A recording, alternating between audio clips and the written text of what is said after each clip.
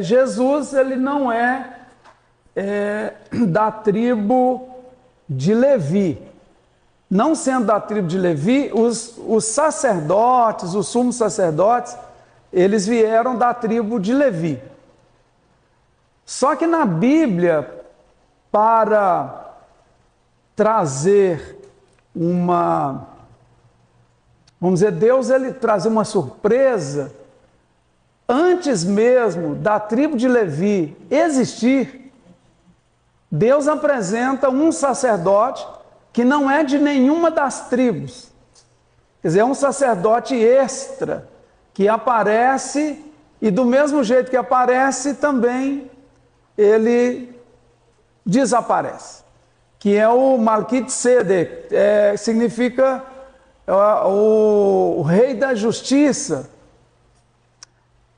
Esse homem, da época do Abraão, quer dizer, ele está ali junto com o início da história do povo. É alguém que está caminhando a certa distância, mas que se aproxima.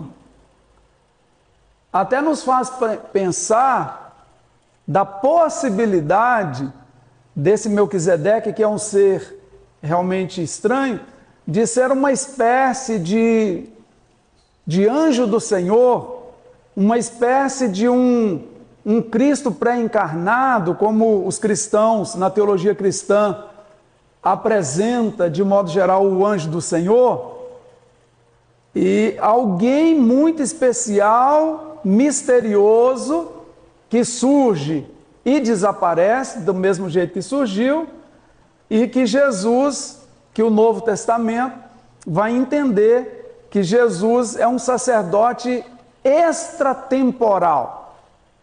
Assim como Melquisedeque é um sacerdote antes de haver sacerdotes, o sacerdócio oficial em Israel, e Jesus é antes. Jesus diz, antes que Abraão existisse, eu sou.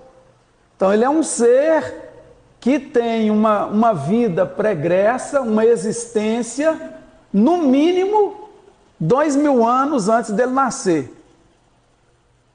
E quem tem uma vida 2000 anos antes de nascer, pode ter 3000, 4000, 1 milhão já, de ser um ser, né, eterno.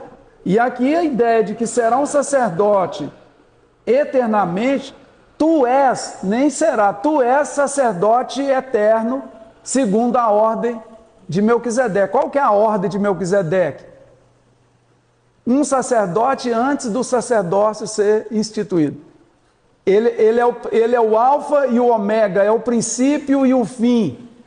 Então, para ele ter aparecido aqui no mundo na figura de um sacerdote, quem apareceu na figura de um anjo, poderia muito bem aparecer na figura de um sacerdote, que é o rei, ele é o rei da justiça, é um nome muito simbólico, muito interessante. Semelhante ao Filho de Deus, que é uma espécie de pré-encarnação, quer dizer, o Melquisedeque pré-encarnava o Cristo. E aí o autor aos Hebreus diz, olha, sem pai, sem mãe, sem genealogia, sem princípio, sem fim, é o rei de Salém, de Shalem, que possivelmente Jerusalém, mas qual Jerusalém? Jerusalém em hebraico é daquelas palavras que apontam um duplo.